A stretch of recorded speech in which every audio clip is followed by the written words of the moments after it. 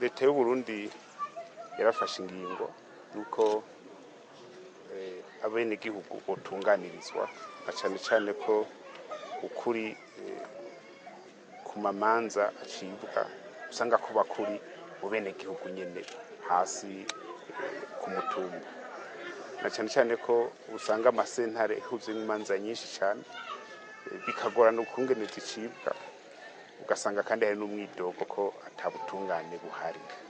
Niho yaca afata ingingo rero yuko hojaho zisentare, bavuga ko ari nk'amasentare yo ku mutumba, abahuza bo ku mutumba kugira batunganirize abenegihugu. Imanza zose ntizitonde mu masentare kugira amasentare aje mu bindi bintu bikomakomeye, bitari imishwano y'akarimbi, imishwano isanzwe biherereye ngaha ku mutumba, na cane cane ko ukuri kuba kuri ku mutumba nyene.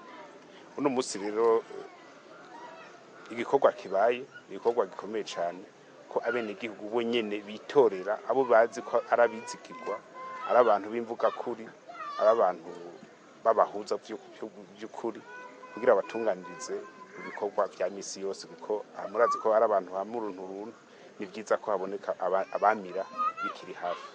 Uno musi w'amatora arabaye, kandi twizeye ko mu gihugu cose ariko agenda neza nk'uko mubona biriko bigenda no ngaha ku mutumba.